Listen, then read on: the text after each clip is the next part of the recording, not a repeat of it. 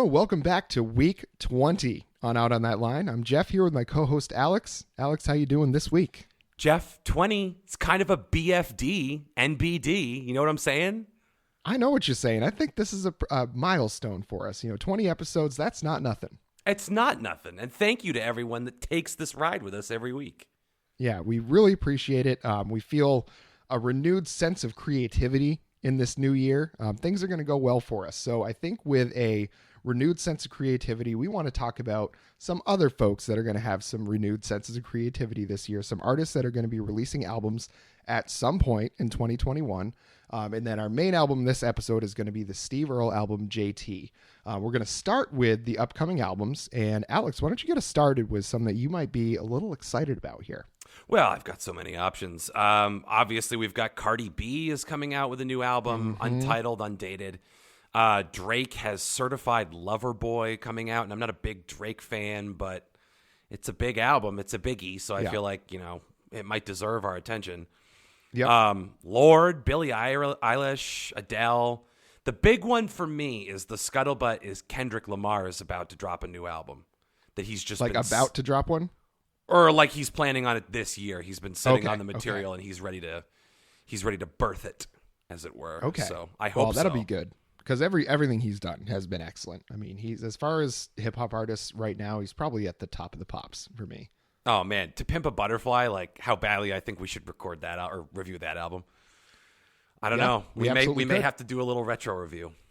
Yeah, we absolutely could. We'll just tell one of our listeners, just go ahead and request that album so we can call it an audience submission. So anybody, just slide into the DMs. I'll Venmo you $1. There you go. Reciprocity. Yeah. It's a beautiful thing. Yeah. Scratch our back, we'll scratch yours. Yeah. Well, I am also excited about that Cardi B album because her previous one was really, really good. And I think, obviously WAP that she came out with last year kind of took over the planet for a while. However you feel about that song, I thought it was awesome. Megan Thee Stallion, obviously great. You can hear our review on a previous episode of her newest album, Good News. It was just a lot of fun to listen to. Cardi B's other album was really incredible. And I really wish I could remember the name of it right now. Was it Indecent something? I don't remember either, which is hilarious because I listened to it nonstop at the gym the summer it came out. Yeah, I mean, we both listened to it a ton. I mean, I've listened to it with Fiancé of the Pod Marla. We listened to that one a bunch. So I'm excited for that one. Also, Casey Musgraves said she's got an album that's basically locked and loaded, ready to go. She had a new single recently that she came out with Troye Sivan named Easy. They did a whole music video for that. I don't know if you've seen it, but you definitely should if you haven't. It's really cool. It's like this kind of retro 70s kind of dirty feeling to it. It's really, really good. Definitely different than stuff that she'd done before. So that was pretty neat. I don't know if that's going to be on her new album or if it's going to be similar to what Golden Hour was. But she said specifically that since Golden Hour, there's been tons of stuff happening, in the world, in her life. And she says there's a lot of stuff that deserves to be written about. So I'm looking forward to what she comes out with that. The Foo Fighters also going to be coming out with another album. And I think my feelings about the Foo Fighters to our friends are pretty well known. I like several of their songs. Overall, not the biggest fan of Dave Grohl and not the biggest fan of the Foo Fighters. I think they make pretty generic music.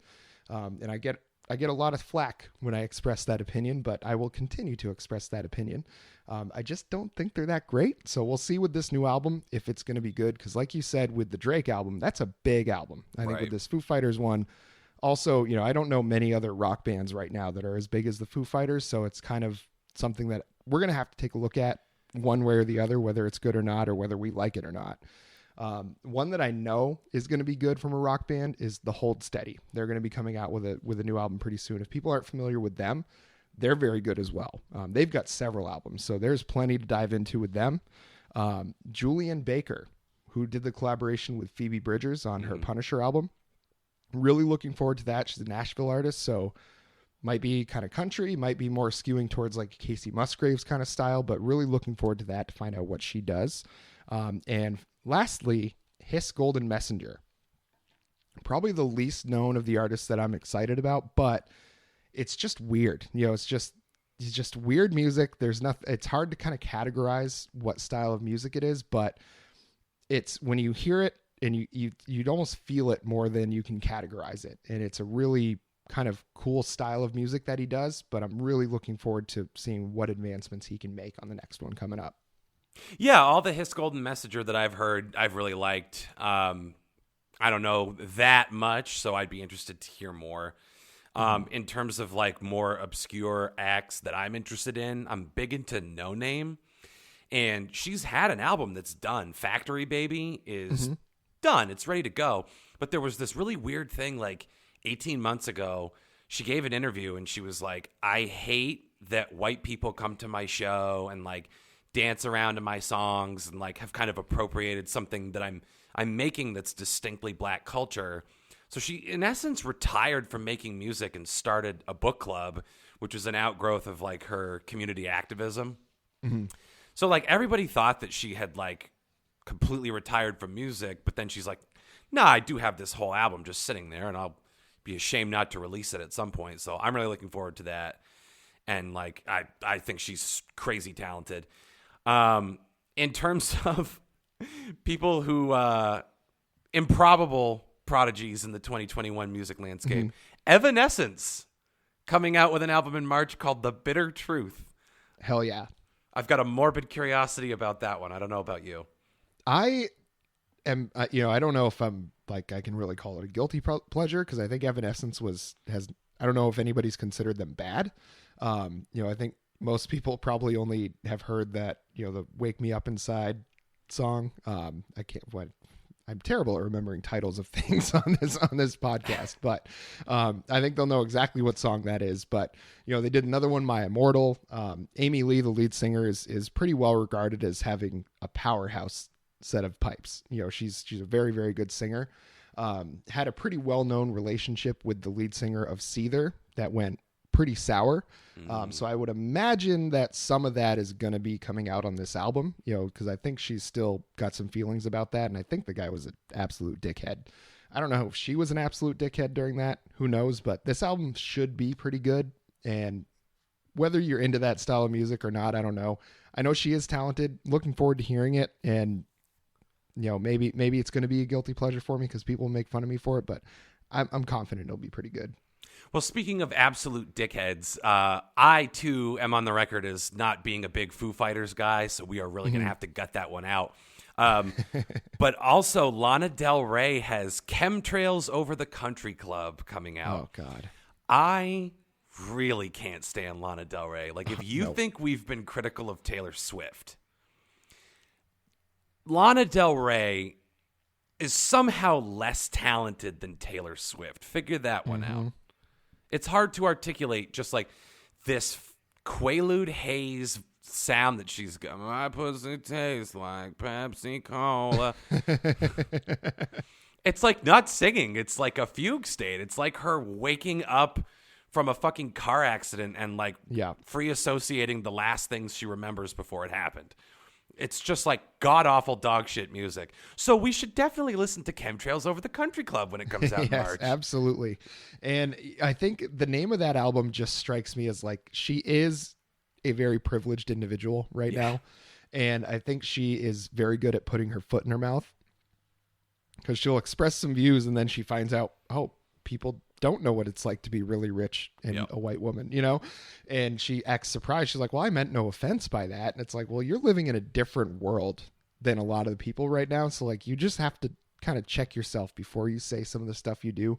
And especially because I don't know if she's still married, but she married a police officer. She married a cop. Which is so funny, because I was just about to say she is the living embodiment of all lives matter. Yeah. And it's just like, I don't know.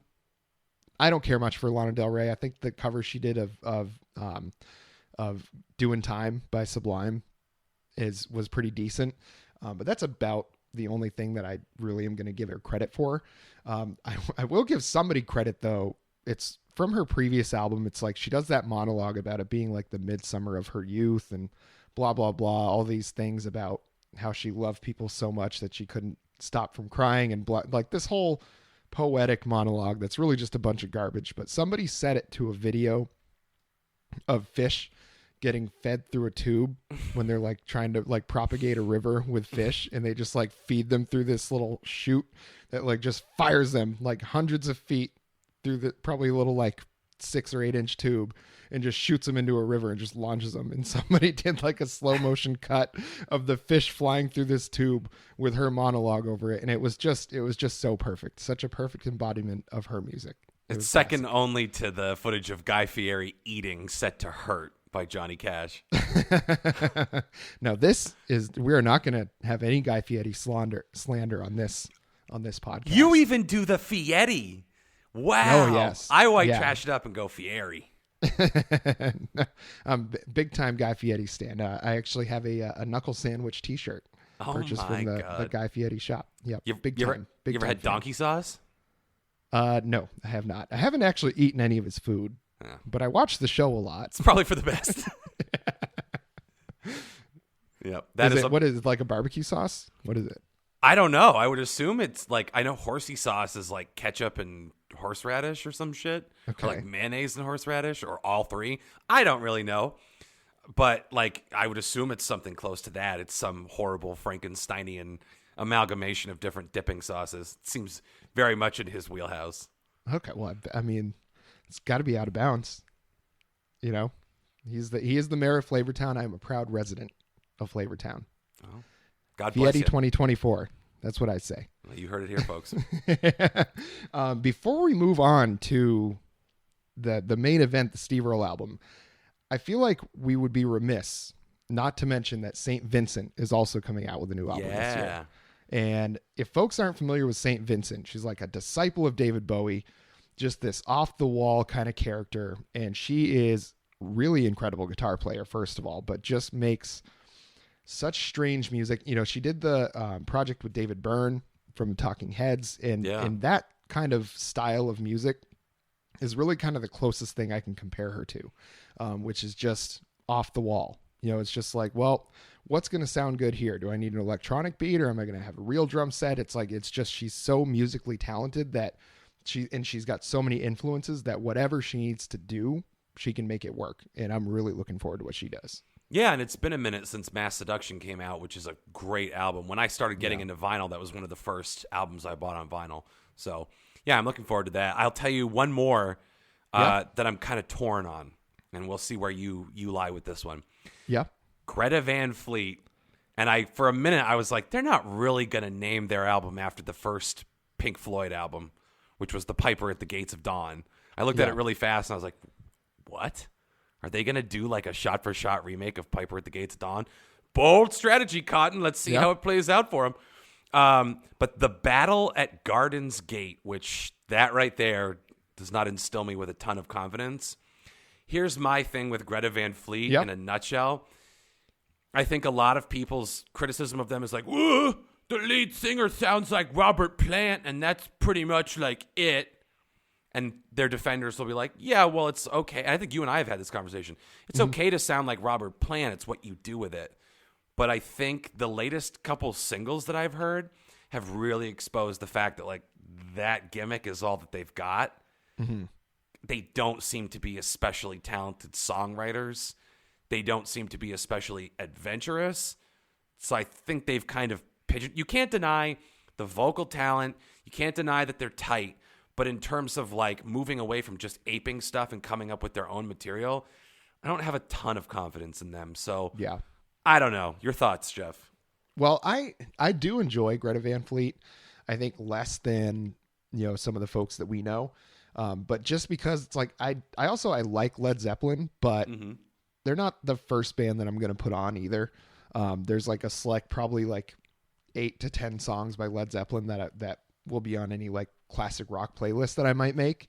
But other than that, like, I don't know the Led Zeppelin deep cuts. Like, I don't really pay attention that much to them. So Greta Van Fleet sounding like them doesn't bother me that much. It's what they do with it. You know, it's the same kind of thing, like Wolfmother. If people remember that, you know, he sounded very similar to that very 70s style. The Darkness did the same thing. And it's like, that's cool for a couple of songs, but if you can't do anything else other than just sound like those bands that are clearly your only influences, then you're going to get stale pretty quickly, unless your songwriting is so good that it overcomes that. And I don't think Greta Van Fleet can do it. I don't think Wolfmother can do it. The Darkness certainly couldn't, so it's just, I think when you don't think beyond your influences and what you can actually create versus, kind of taking your inspiration from them, then I think you're going to run into a problem. You're going to be more of a flash in the pan than any sort of a band that has some longevity. Maybe they can change it. I don't know, but they call the album that, and it sounds to me like The Battle Forevermore for, Led Zeppelin song, and it's just like, I don't know. It's how far are you willing to like just kind of turn a blind eye to the fact that they're totally aping that.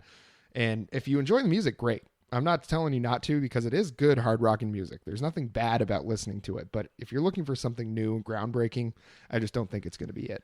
I was really kind of taken with their EP From the Fire or whatever. Like that was pretty good. And then just like every subsequent release, I've been like, and like, I understand it's not necessarily all about competition and selling records, but good luck to these guys for doing the music of the 60s and 70s in a world where Billie Eilish can like record herself taking a Taco Bell dump and like, it's chopped and screwed and turned into like the next theme song to the fucking Super Bowl. So like, I don't know. That's a tough road to hoe. And like, that's me being unkind to Billie Eilish. Like, she's trying to do interesting stuff. She's young. She's on the vanguard like them. So it's just so funny that like she's 17 and they're like 23, and she's like, for better or worse, trying to do a lot of weird shit and like kind of bring something new into the mainstream. And they're like, it's weird for 23-year-olds to have such boomer nostalgia, but they like clearly do. Yeah. I mean, it's like they definitely probably have old parents. Like my dad is turning 72 this year. So like his record collection is all Led Zeppelin, Rolling Stones, Boston, all like bands from the 60s and 70s. That it's all great music, but it had its time. Like there's not many bands that are coming out now. I guess you could say like Kings of Leon are kind of carrying the flag for that style of music and doing it well. But it's really few and far between for bands to be able to kind of pull that off and have a real long-term success versus just kind of the flash in the pan success like we'll probably see from Greta Van Fleet. Yeah. Kings of Leon, by the way, have an album coming out in March too, When You See Yourself. So yeah, keep an eye on that. I enjoy Kings of Leon. I think too. they've had some really, really great songs. I think their more recent stuff I haven't been quite as into, but it was still good. And maybe they'll get back to, how they were in their first few albums, because I thought they were very, very good for a while. Yeah, I'm a fan. And if any of this, I mean, look it up. Look up 2021 releases and let us know what you want to hear. Even if it doesn't have a release date, just like throw it in the hopper. Let us know what you want us to tackle. There's a lot of exciting stuff that we didn't even cover that could potentially come out this year, could potentially come out soon. So, keep us on your radar and let us know. Yeah, there's a great, I don't know. You can mention where you had found your list. I found my list of upcoming albums on Rolling Stone. And I think you had a couple other sources. Once I found the Rolling Stone one, I was like, well, I don't need to get any more. This has me covered. I don't need to do any more research. Yeah. So that was a good one for me. I don't know if you want to mention where you had seen yours. I've a couple different places: Consequence of Sound, Nylon, Stereo Gum, Pitchfork, that kind of stuff. Just the trades, music stuff. Look it up. Yeah. And I will say the new Rolling Stone coming out has a Dua Lipa feature. And I know I am pro Dua Lipa. I'm guessing you're pro Dua Lipa. Oh, I'm pretty pro Dua. Yeah, so we're a pro Dua Lipa podcast. I don't know if we've mentioned that before, but I'm going to guess she's got some new music coming out this year as well. And that cover on Rolling Stone, if you haven't seen it, check it out, Alex. I think you're going to like it. Oh, I do. Ooh. Well, what do you say we get into the main event, Mr. Steve Earle and his band, the Dukes? Let's do it. All right. So Steve Earle, his son, Justin Townes Earle, unfortunately passed away in August of last year. And they had kind of, they had a good relationship, but it was also strained in a lot of ways. I think Justin Townes had a lot of the same demons that Steve did. And Steve Earle is someone that has been married 7 times or something like that. One of those was to the same woman a few times, and certainly his past of drug addiction, alcohol addiction. He's done a lot of selfish things in his life, and he'll be the first one to tell you that. So he had kind of a off and on relationship with Justin Townes. In recent years, it's been a lot better. And I'm a big Steve Earle fan, so I kind of kept up with this stuff. So when I found that Justin Townes had passed away, I was really pretty bummed about it because he was a great songwriter in his own right. And so this album is comprised mainly of songs that Justin Townes had written and performed. And Steve Earle decided as a tribute to his late son that he would record all of these songs. There's only one on here that was an original recording for this. It's the last song on the album. And he decided that he would take these songs, record them as a tribute, kind of what's a musician dad do for a musician's son. The best tribute is probably music. And so he picked some of Justin Townes' best songs, or at least some of his favorites, and decided to record them. And for me, this was a really emotional experience listening to this album, knowing the history of it. Well, and you can't write this shit. He's not Mick Jagger, right? But Steve Earle was a known quantity. I mean, he sat under the learning tree of Townes Van Zandt. That's why he's Justin Townes Earle. You know what I mean? Mm-hmm. So he was definitely a luminary in country music and in outlaw country, and a very talented, well-regarded musician. And he had this kid. And then, if I am recalling my research correctly, around the time he was 2, he left Justin with his mom and pieced out to continue life on the road and continue his career and whatnot. And they didn't really reconnect until like the mid-'90s when Steve Earle got sober. Mm-hmm. So at this point, the kid was like 11 or 12, and that's when Justin found drugs himself. Yeah. And it's like Shakespearean levels of irony and drama and tragedy, because you have this famous dad who's not around, and the only way you really have to access him when he's not in your life is through his music and through music like his.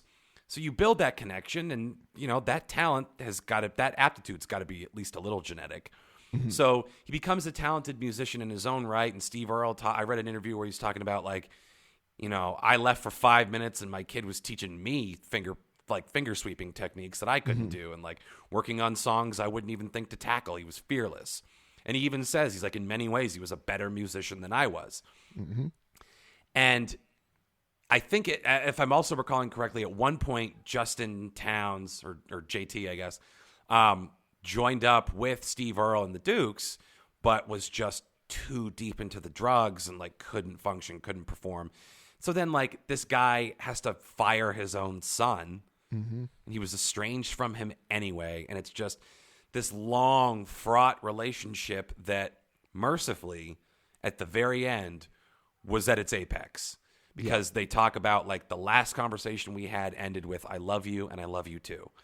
So I realize that's small consolation when your entire world has been shattered. But I guess you have to look at that as the happy ending. That... And this album, which Steve Earle says, you can look at it like I made it for my son, but I made it for myself, because how am I going to contextualize all of this grief?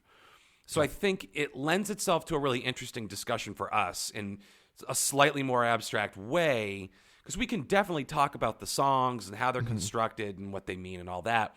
But I looked at them 2 ways: the way that JT wrote them, and what I'm kind of projecting onto Steve Earle as like maybe was going through his mind when he chose this to cover each song. Yeah. So in that sense, the album itself is a really interesting emotional experience. On its own, I wasn't super in love with the music. And I think part of it is you can just hear Steve Earle's pain, and not to be a dick about it and be like, it's not an interesting pain. Like a lot of times when people like Waxahachie, when Katie Crutchfield poured all of her existential angst into Out in the Storm, you felt that in everything. And it didn't necessarily have to come through in her voice for you to hear it in the music. And then with Steve Earle, there's just certain songs, certain times where like You can barely understand what he's saying. He seems low energy. And I think it's purely because he was trying to do this with a piece of his heart outside of his body. Mm-hmm. So I wouldn't say I like super enjoyed the music because it was like a totally depressing experience, but completely necessary as a tribute to his son out of respect for Steve Earle. It was a really moving experience. I don't know how enjoyable it was, if that makes sense.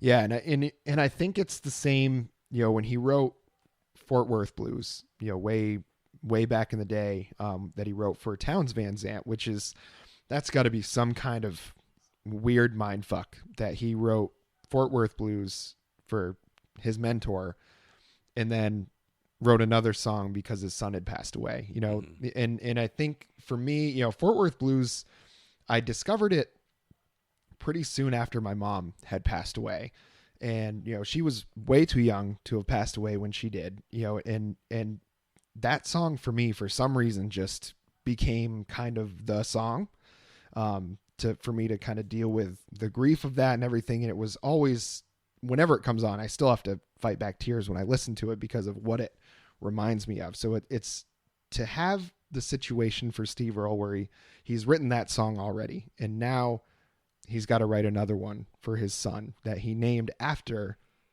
Townes Van Zandt, and it's just, it for me, I can't imagine the kind of hopelessness that you have to feel like, when does it end? When is enough? Like, when am I going to go rather than one of these people, and it's just kind of, it's hard to put myself in that mindset, but if I try to, it's just, I don't know how I'd handle that. I don't know, if and especially seeing his son basically falling to the same demons that he did, and Steve Earle made it through. He's an older man now. He's probably close to 70, at least. So he's lived a full life at this point, and he's seen two people that were so close to him and so important to him not get that chance.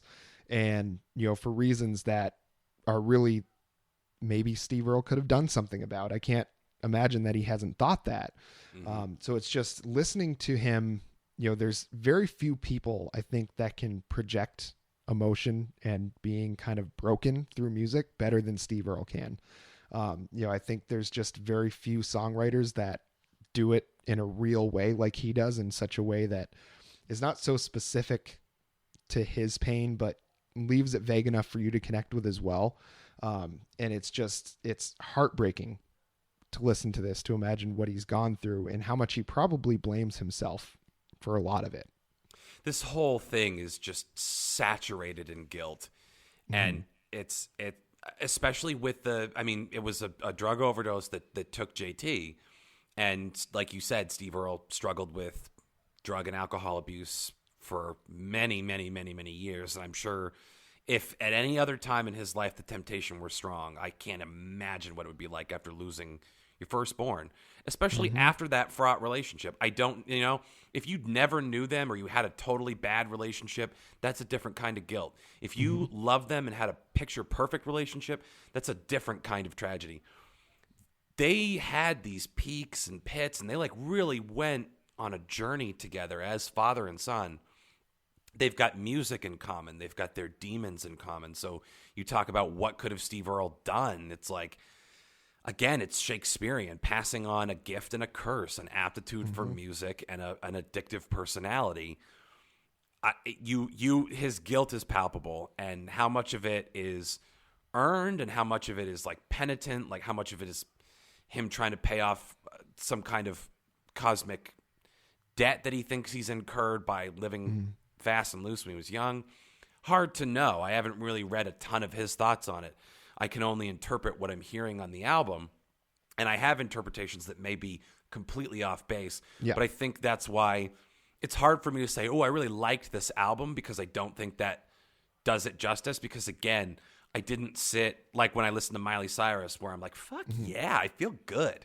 I felt like shit when this was over, but I mean that as a compliment, because it's a powerful tribute. It's a powerful piece of art. And it can't always be fun. You can't always watch the Avengers. Sometimes you have to watch $1 Million Baby, and you have to feel bad about yourself, and you have to stretch outside of yourself and think about what this person went through, because they're bearing it all for you on the screen or in your ears.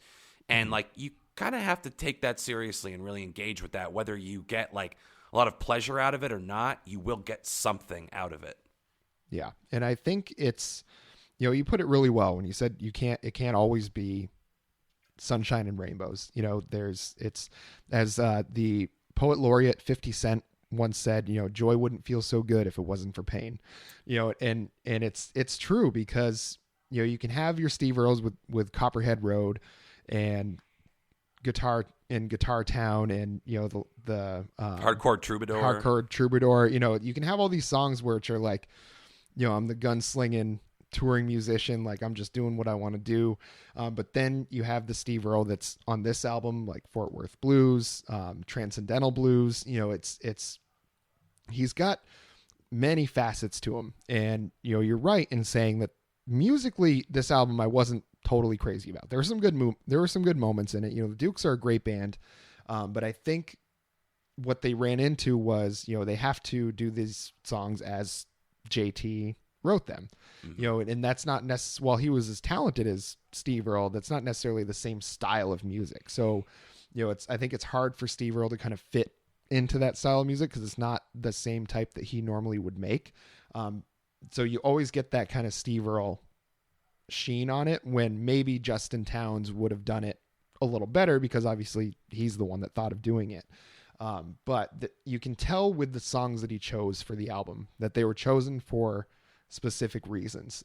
All of the songs have kind of a sense of longing, a sense of, wanting something better, but not being able to take the steps to get there. Loving, losing, all these emotions that are generally negative emotions. But, I think what he wants to do is, he's like, well, I want to feel my son's pain, as a way of trying to cope with my own. Trying to understand him a little better, so I understand why he's gone.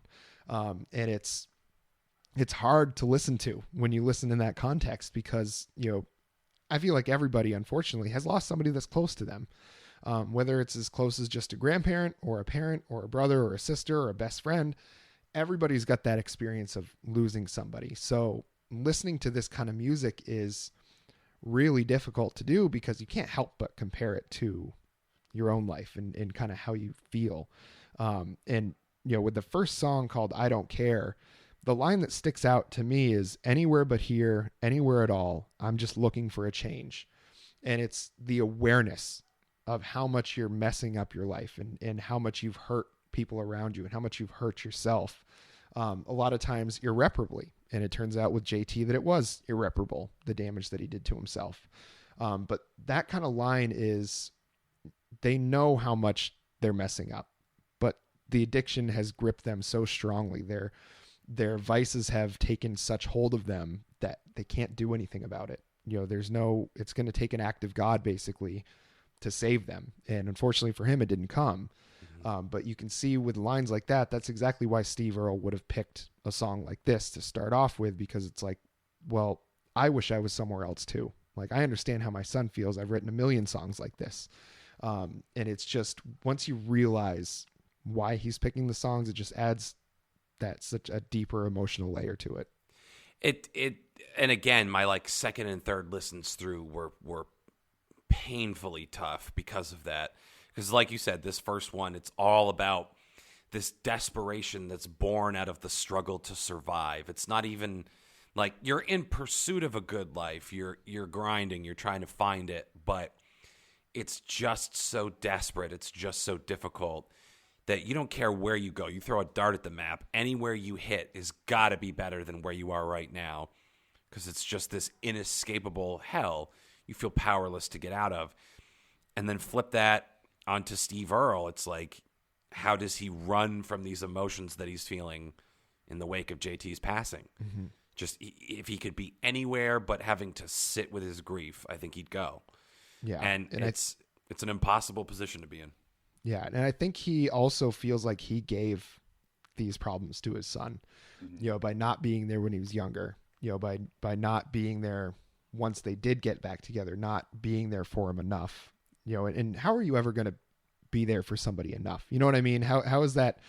What's the standard there? Because whatever amount that you were doing was probably enough. At a certain point, people have to help themselves, but you're always going to blame yourself for that, and I have to imagine, if folks haven't watched The Wire, Steve Earle is a character on The Wire named Waylon, who's clearly names himself after Waylon Jennings, as a tribute to him, but he leads a Narcotics Anonymous group, that the character Bubbles joins, and he kind of takes Bubbles under his wing to try to help him, and I got to imagine that Steve Earle was drawing a lot from his own life with trying to help his son, and trying to help his friends, trying to help himself with that, and I think Steve Earle's biggest problem is that he probably wishes he had passed away a long time ago, so that he would have never had to have this negative influence on people. And it's songs, him picking this song kind of gives me that sense that he's trying to do anything he can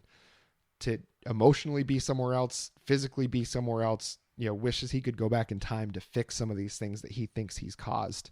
And it's just starts right out really tough to listen to. Then he goes into Ain't Glad I'm Leaving, which is another song where it's like calling himself a shitty person, basically. You're not glad I'm, if you ain't glad I'm leaving, girl, you ought to be, is just his way of admitting guilt for the things he's done wrong, and just not feeling like he's worthy of love and worthy of assistance in these things. It's just another heartbreaking song to listen to, because it's about a woman that his son wrote about, but the emotions can apply to any relationship that you have. And it's just, I don't know, this was right about the time where I started really kind of the waterworks started going for me, because it just started to get to me. Yeah, the guilt really kind of started to seep in. And even musically, when things are like upbeat and cooking along, you never really forget why we're here. Ain't Glad I'm Leaving was, it's essentially from the perspective of someone that is trying to convince this woman, I'm no good, you'll be better off when I'm gone. Mm-hmm. And again, to do the, just JT's meaning and then like context for Steve Earle, I look at like, okay, so JT's talking about like trying to convince a woman she'd be better off without him.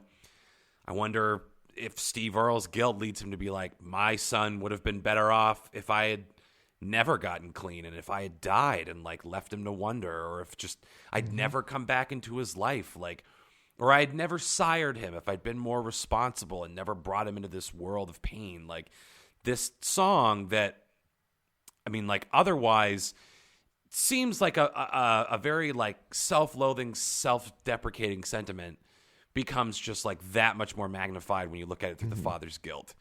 And it's like you said, it was around this point I was like, oh fuck, like this is not going to be the most pleasant thing that's happened to me this week. Yeah. So and it just doesn't let up throughout the whole album. And I mean, by the end of it, the last song, I was absolutely like bawling my eyes out in the last song. I haven't cried in like 2 years, and I feel like by the time we get to the end of this, I'm going to cry. So this is a safe space. Safe space. Yeah. Sorry, guys, if you thought it was going to be fun, like we talk about Megan Thee Stallion's big ass, like, sorry. You gotta have, sunshine wouldn't feel so good if it wasn't for the rain, That's right. This is the rain, my friends. Baby. Yeah. This is the rain. It's the last verse on Maria, the third song on the album, really kind of is, I think, central to the entire album itself, and what you were talking about with him saying, well, would JT have been better if I was never around in the first place? And so he said, I guess Mama wasn't lying about the dangers there could be inside one's heart. We're better off if we all remain strangers, stumbling through the dark. And it's that sense of, I don't know how much responsibility Steve Earle had for JT becoming a drug addict, becoming an alcoholic, becoming these things that ended up being his demise. I find it hard to attribute responsibility for that sort of thing on anybody but the person that's suffering from it. And I'm certainly sympathetic to addicts. I think it is something that's just in them, whether it's genetic or emotional, whatever it is. There's something about being something other than yourself that's very appealing to them, and that's something I can understand. And when I say I put the responsibility on them, I'm not saying like, oh, it's their fault. They should be the ones that get themselves clean. I don't care about them. It's like, well, Right. At a certain point, they also have to take responsibility for themselves to get clean. Doesn't mean they don't deserve help doing so. So when Steve Earle has the thought of, maybe he'd be better off if I wasn't around, I don't think so. I can certainly see why he would say that. And it's terrible because obviously his son felt the same way when he wrote that song of, if we're all going to just cause problems for each other, maybe it's better that we don't get to know each other at all. And it's just a really sad sentiment. It's just a really sad way to look at the world. Well, and the song is about falling out of love in this relationship that and the two people are falling out of love at different paces. Like the woman is very cold and distant, and JT is kind of like noticing these things and scrambling for an explanation. And I don't mean to be glib with this, but when I look at it from Steve Earle's perspective and why he would choose a song like this, the song as done by JT has this kind of notion to it that's almost like when you get a pet, when you adopt a pet, you are ostensibly setting yourself up for a lot of hurt sometime down the road. Because, barring you dying in an accident or to some kind of disease before your pet, you are typically going to outlive your pets throughout your life. Yeah.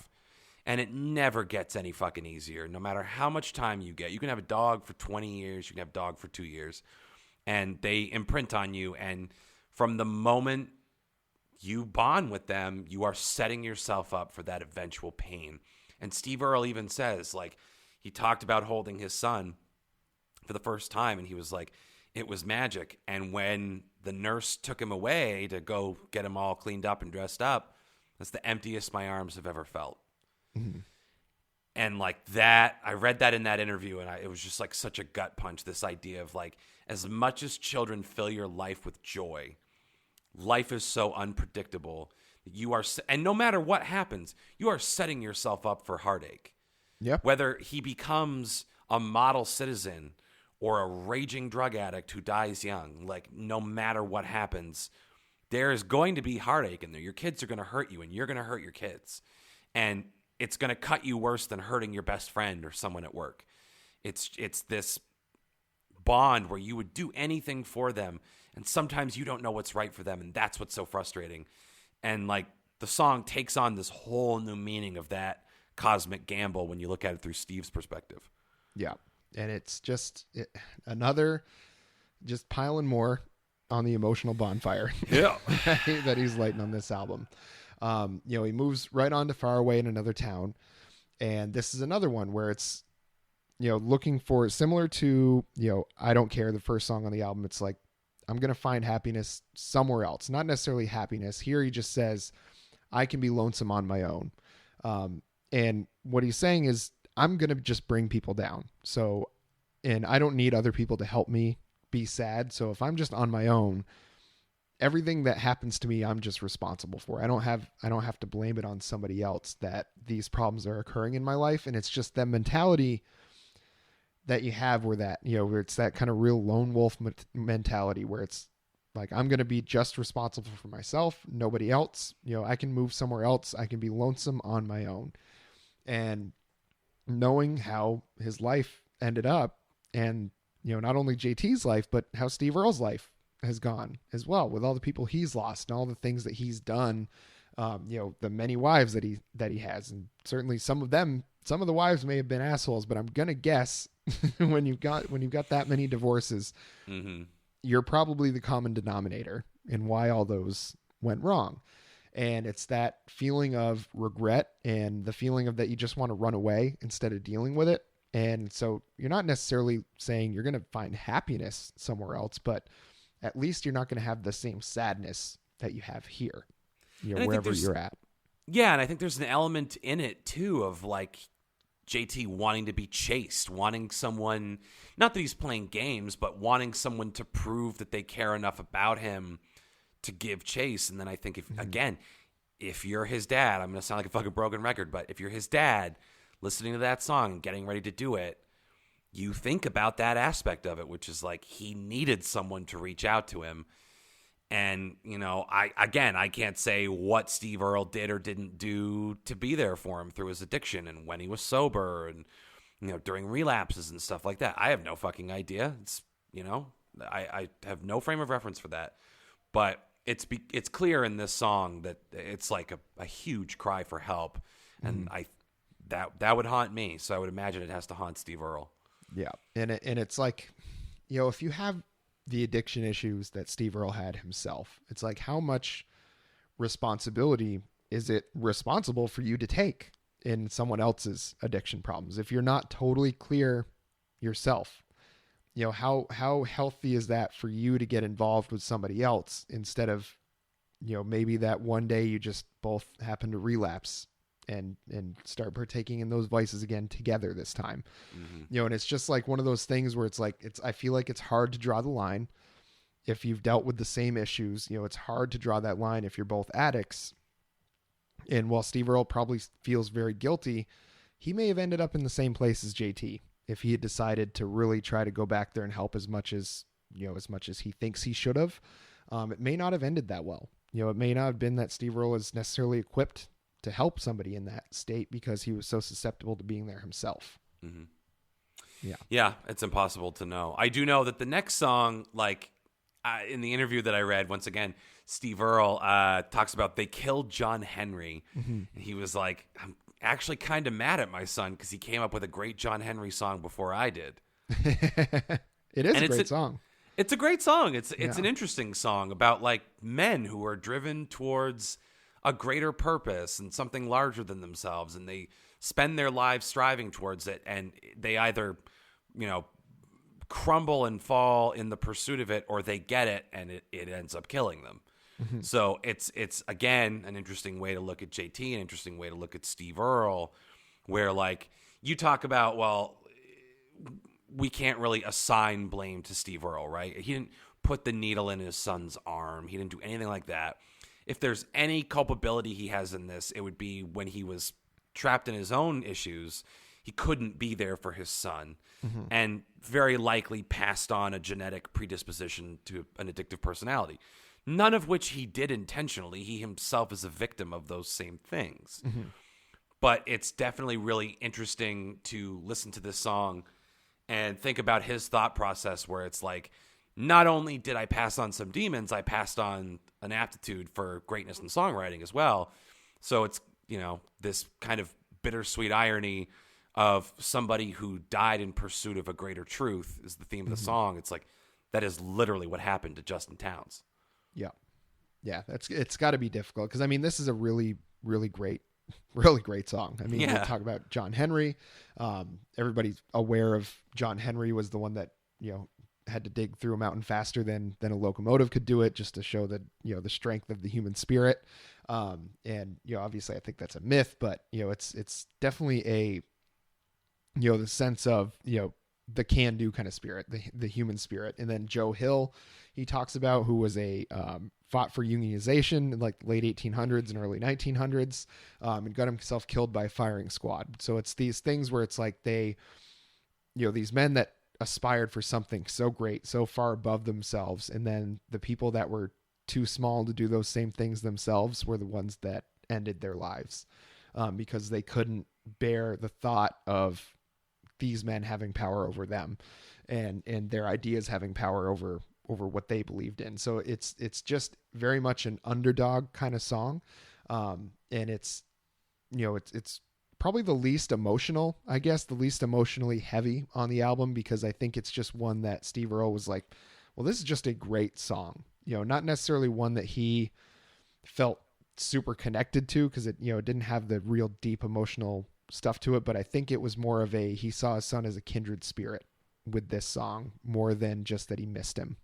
And we're skipping ahead a couple songs, so I guess we'll just remember to double back, but to that same point, Champagne Corolla is not an especially deep emotional song, but it's exactly what you're talking about, where Steve Earle recognized a kindred spirit in his own son and recognizes his son's talent, where he's like, he drew on his own sense memory, because I guess Justin had a teacher who had a pink Corolla, And Justin was like, I like your pink car. And she was like, it's champagne. And he's like, that always stuck with me. And that was kind of the genesis for this song. And like, it's a very simple song, just being struck by this woman in this champagne Corolla, asking everybody, do you know where she is or who she is or where I can find her? And just being possessed by this woman, which obviously Steve Earle, having been married 7 fucking times, understands what it's like to be possessed heart and soul by someone like that. Yeah. So recognizing a kindred spirit in his son, recognizing his level of talent, it's a nice moment of pure tribute without having to like really dip too deep into that sorrow. Yeah, it's just saying, oh, he was a gunslinger just like his daddy. Goddamn. Yeah. Goddamn, yeah. JT. and he really is a good songwriter. And I certainly recommend folks get into other JT songs than just the ones on this album, because he really is a pretty singular talent on his own. And I think he does have his similarities to his dad's style of music because, obviously you're going to listen to Waylon Jennings and Townes Van Zandt. You're going to listen to all these folks that, because when you're young, it doesn't matter if your dad's around or not. Like there's always that sense that you're going to idolize him. It takes a kid, getting a little bit older to realize if your dad's not around, that's not a good thing, and start to have that resentment. But when a little kid is like, oh, I want to be just like my dad, whether he's around or not, you're going to listen to the same kind of music that he listened to. So, it's whether he wanted to or not, or whatever relationship he had with his dad, that was the style of music that he started doing. And he obviously put his own spin on it, but you can hear these little snippets of his dad in a lot of the stuff that he does, and it's just, I think like what you were saying, I think there has to be some kind of genetic predisposition to be able to do these things. And maybe it's the environment, maybe it's just that anybody could be that good or that talented, that good a songwriter if they're given the environment with which to do it. And I'm sure that he was growing up. He had whatever instrument he wanted, probably was able to collaborate with people that he wanted to, just trading on his name. Not that he was just specifically doing that just because it was his name, but you got to think that whether there was a genetic predisposition, whether you want to talk about nature versus nurture, there's probably a lot of both. But for someone as talented as Steve Earle, some of that has got to be genetic. I mean, some of that had to have passed down in the bloodline versus him just growing up that way. Yeah, and I mean, even if like the talent itself didn't pass down, at the very least, again, that aptitude to learn from his dad was there. Like there's something in the blood. There's got to be. Yeah. In the next song, Turn Out My Lights. Now they get right back to the real heavy emotional stuff on this one. And it's just really basically kind of talking about how loneliness can be just such a heavy weight to carry around. Eventually you just realize that either by you burning bridges or just that you haven't had folks around, that all of a sudden you're left alone to deal with your problems. And if you've created a lot of problems, that is going to be awfully heavy to deal with. And I think that's kind of what this song focuses on is, he's done something to push these people away. And now he's realizing what a mistake it was and how much he wishes that he had them around to help deal with the pain that he's kind of brought on himself here. And then to flip that, so you look at the way that JT composed it, where it's about this regret and this loss and this loneliness and this heavy isolation, but you flip that around for Steve Earle, and it kind of takes on a weirdly hopeful tone to it, in the sense that, like, when you look at JT's lyrics, they talk about how there are little reminders in everything, right? Like, oh, the way something looks, the way something smells, just like, I'll think of you when I turn out the light, that kind of stuff. That then takes on a flip meaning for Steve Earle, where it's like, almost like that Bruce Springsteen, the last song on Letter to You, I'll See You in My Dreams, where it's like, death really isn't the end. There are little reminders of people all around us, and we can keep them alive through our sense memory, through the good times and the bad that we remember. There are myriad ways that we can keep these people in our minds. They're never really gone. We can't really talk to them anymore and make new memories, but they'll never really leave us. So it can be painful, but it can be comforting too. as our good friend Eric Clapton would say, it's in the way that you use it. You're welcome, Eric Clapton, for getting you involved. Yeah. Tangentially to Steve Earle, someone with actual talent. Yeah. I didn't bring up Frank Zappa for once, though, so. Well, you just did. God damn it. Just a little. Well, he's just incepted you at this point. Pretty much. It's like you got that Frank Zappa brainworm in there. It's just always going to find its way out. Yep, pretty much. Maybe eventually we'll do a Frank Zappa and the Mothers album. I would not be opposed to that. Yeah, I think that's something we should do just so folks understand what kind of weirdness that man is bringing to the table. I think it'd be a good one to do. Yeah. Yes. The next song on JT, Lone Pine Hill. Now this is another one that I think Steve Earle probably looked at and was like, "Damn, my son was a kick-ass songwriter," because my this kid's one, got chops. Yeah, this one was incredible. Tells the story of a Civil War soldier. Said, I signed up back in '61. I'm an Army of Virginia man. So obviously people know what the Civil War was here in America about, mostly about slavery. Southerners will say it was about states' rights. I hear that a lot down in Texas. Basically, it was states' rights to have slaves. Is they don't finish their sentence when they say that stuff.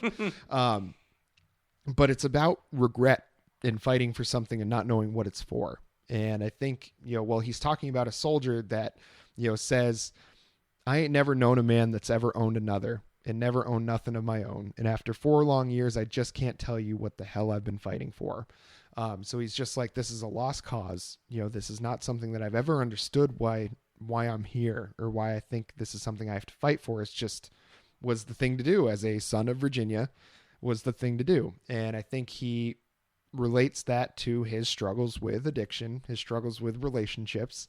And, he wonders why he keeps fighting those battles, why he keeps causing himself those problems. And I think it's something that's a story about, a guy that lived 150 years ago.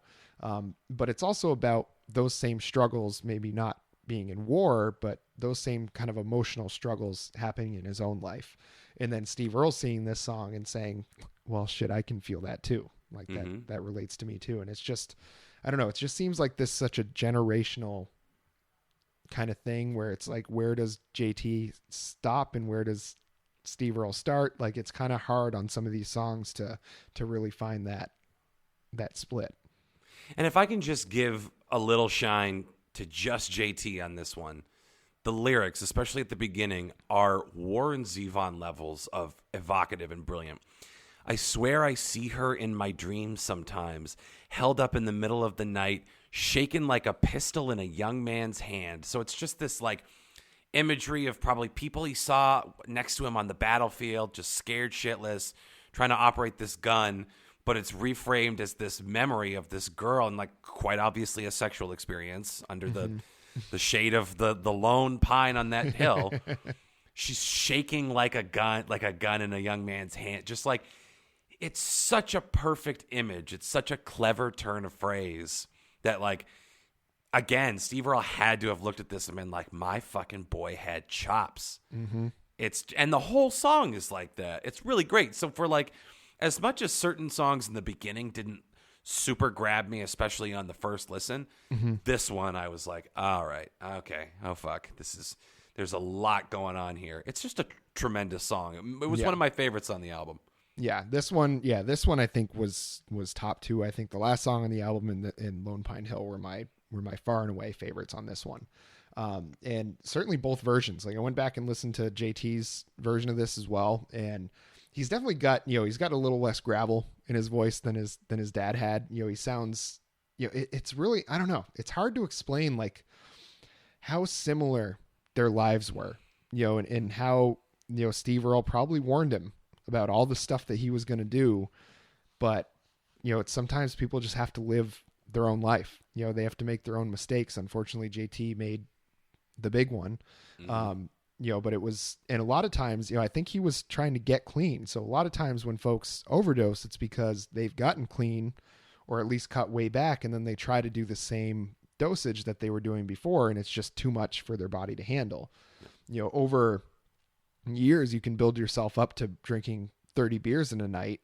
But if you go 5 years without drinking at all and then try to drink 30 in a night, you're going to be in a bad spot.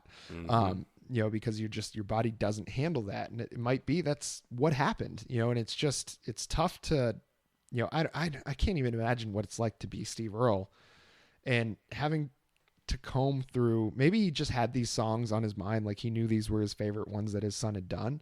But maybe he also just like combed through all of his music, listened to all of it, and figured out which ones he wanted to do. So like, what was that experience like of listening to all these songs by your late son and just hearing the pain that you feel like you could have tried to help with, but you were just too blinded by your own issues? Especially when you get to a song like The Saint of Lost Causes. I mean, it's right there in the title. Like, you can't bury the lead. It's JT ruminating on this idea of like, there are people who are lost causes and I am their patron saint.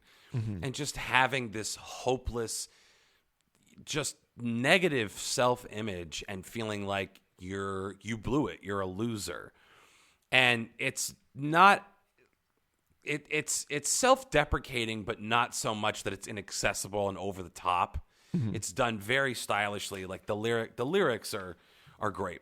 I'm a bad dream. I'm not a nightmare. I'm too cute for that. Let's just say I'm the last thing you want to see coming.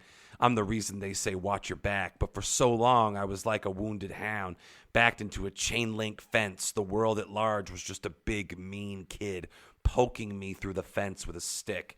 Just imagine being a dog with your big, soft, vulnerable body. You're backed up to that fence as far as you can go.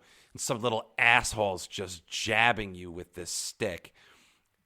Imagine walking around with that feeling inside of your head. You feel like the world is doing that. The world is the kid. The stick is every bad thing that's happened to you, and you're the dog. And you're just being prodded mercilessly. So he could have been like, feel sorry for me. Things are bad. But he takes this weird responsibility for it where he's like, yeah, I'm no good, but I'm a product of my environment. This harsh world where there are shades of gray, like it's not really black and white. And I learned that, like, you can't really be a black hat or a white hat if we want to follow a country motif in this world. You kind of got to play it down the middle and look out for yourself. And like, that's like at the same time, a sensible but horribly cynical way to think about it. So to see that, and then to see someone call themselves the Saint of Lost Causes, imagine being the dad seeing that and going like, my son couldn't love himself the way I love him, the way that his daughter loved him, the way that his wife loved him, like the way that his mama loved him. Like, he didn't see what the rest of us saw. He thought he was just destined for what happened to him. That would fuck me up. If I found that song, I'm like, obviously you'd heard the song, but if I like found those lyrics in the sock drawer and read that, you'd fucking send me to the rubber room. I couldn't fucking handle that. That is so heavy. Yeah. This song is probably the most lyrically dense song on the album. And it's just, like you said, it's just that constant theme of, I've already fucked up beyond, I'm already fucked up beyond all recognition here. So whatever issues there are, just like, bring them on. I can handle them now, and obviously it turns out that he couldn't handle them all. But it's just that sense of defiance, in the face of, all of these things going wrong in your life, but it's also defeat. That's a certain kind of defeat as well. When you get to the point where you're like, well, I've already got all this shit, so you might as well just throw more on. And it's tough. And like you said, I can't imagine what Steve Earle must have felt like reading those lyrics and then all of a sudden probably having a whole new appreciation and understanding of what his son was writing about. And, just knowing that there's nothing you could have done about it. He probably did try. Everybody in JT's life probably tried, but if he at the end wasn't willing to make those big changes himself, like, what was anyone else supposed to do? And now they're all left here to kind of blame themselves. Hopefully not come up with another song where they call themselves the Saint of Lost Causes. Hopefully that doesn't continue. But as we've seen with JT's issues and his dad's issues, those things do tend to be a cycle. Once you're caught in that, it's really hard to get out. And that was a really heavy song to listen to, because while he was alive, it's a whole different meaning to that song. Now that he's passed away, it's just painted in such a kind of black light. There's still hope when he's still alive. You know, if we were doing this album now, I mean, we wouldn't be doing it if he hadn't died, but like if he was still alive, that hope is there. You're not ever truly a lost cause. You feel like it. And not to insult his memory and be like he was a lost cause, but he doesn't get that chance to prove otherwise to himself now. Yeah. And it slips right into Harlem River Blues pretty well thematically because I don't think JT necessarily intended it this way, but in the context of the album, because I don't think JT, I mean, I can almost guarantee JT wasn't trying to kill himself, but in the context of the album, Harlem River Blues almost kind of exists as a suicide note, a bit of a self-written epitaph about a life of struggle that felt longer than its 39 years, or I guess 38. He didn't really make it to 39. But you're reflecting on everything, the good and the bad. What drove you here? What mistakes did you make? And you're ready for it to all be washed away. And again, I think being his dad, trying to make sense of whatever happened, reading the lyrics to this song, it's got to fill you with this sense of despair. So as much like finality as there is, because it's the last JT written song on the album before Last Words, which was written by Steve Earle, but there's such a creepy, haunting finality to this song. Yeah, and he says, you know, I think the line that really sums it up before we move on to Last Words, I'm no fool, mama.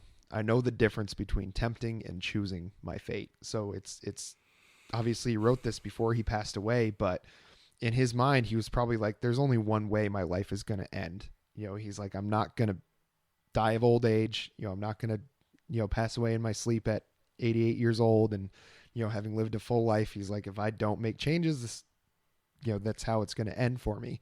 And like you said, I don't believe he ever had the intention of killing himself. I think he just knew what he was doing was killing him.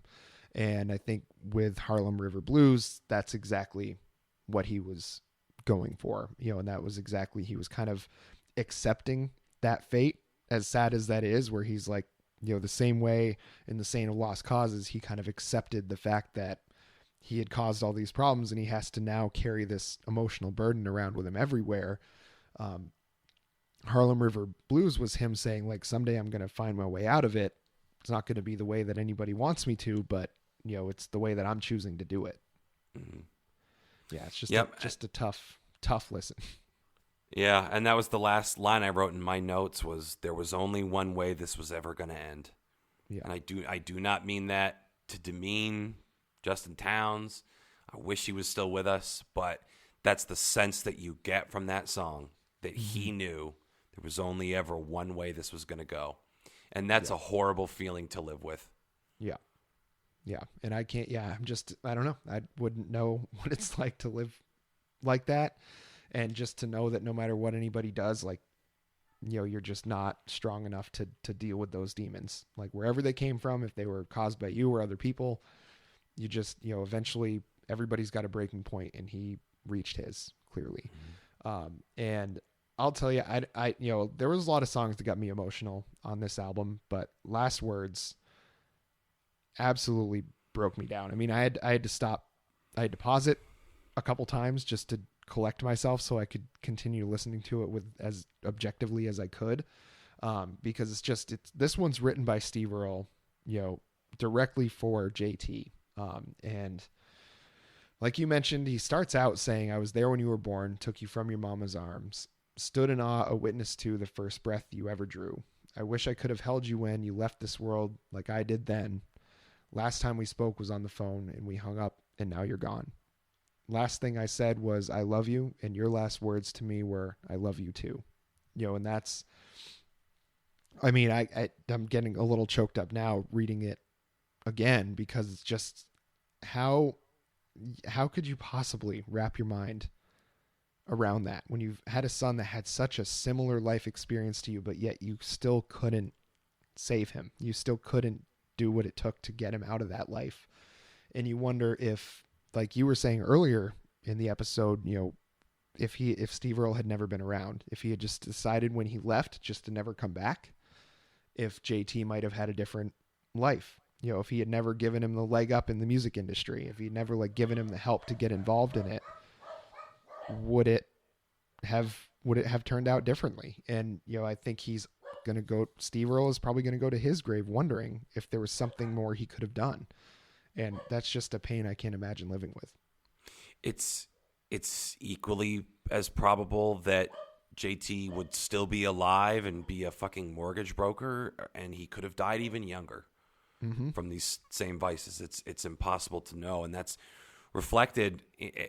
Steve Earle doesn't have these answers. I don't know why you hurt so bad. I just know you did. It makes me sad. Said everything I meant to say. Could not make it go away. Wherever you are traveling now, it doesn't matter anyhow. Can't help but wonder if you knew you took a part of me with you. And I think about, especially in the context of that and the first verse, this is not very conventionally structured, but those first lines, I think about this a lot, but my uncle, my grandparents' oldest child, died. And I think about my grandparents. They're old. They're the sweetest old people. I know everyone loves their grandparents. Yeah. But they are the sweetest old people on the planet. And they had to watch their son die. My grandmother will never forget the day she gave birth to this motherfucker, and she had to watch him die. Mm-hmm. He and I don't want to go into too gruesome a detail because I don't know if my cousin listens to this or not, but I frequently think about that, and I cannot fathom putting myself in that position. And then I think about the position that I've put my family in. I'm bipolar. So when they see me go down a hole, a really bad one, because it's never something me or other bipolar people are trying to do. We are never looking for fucking sympathy or playing a fucking game. There's no controlling it. But I understand that because we're not in control, how guilty can you feel? But I still feel guilty of the times, and it's not like I've threatened to do anything. It's just I'm so not myself that they look at me and they get scared. And I think of this context of I don't know what hurt you so bad. I just know that it did, and it makes you sad. And it's I have a really tough relationship with my dad, but I've, the guy that instilled in me men don't cry, I've seen him cry when he thinks I'm going to do something to myself. So it's fucking heavy, man, just to look at this song and this whole album, these fraught relationship between father and son. And it ended, as beautiful an ending as those two guys are going to get in the context of this horrible tragedy, where, at least they said, I love you. At least the last words between them were positive. And I know that's small comfort in the grand scheme of things, but that would be the thing I held on to, was the last interaction we had was one of love. Yeah. And it's, and I'm glad, because I know they did have some outrageous ups and downs, and I can't imagine the anger that Justin Townes probably had for his dad for not being around when he should have. And probably some of that did play into his addiction and everything, and his demons.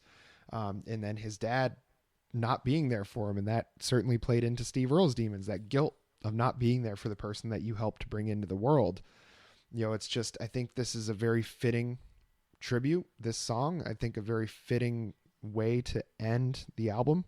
And, I think, unless you have more for the episode, I think I just would like to read kind of the last part of the lyrics and end the episode there. You made me laugh, you made me cry, you showed me truth, you told me lies, you tore my heart apart, and then you brought me back the peace again. Now I don't know what I'll do until the day I follow you through the darkness to the light, because I loved you for all your life. Last thing I said was I love you, and your last words to me were I love you too.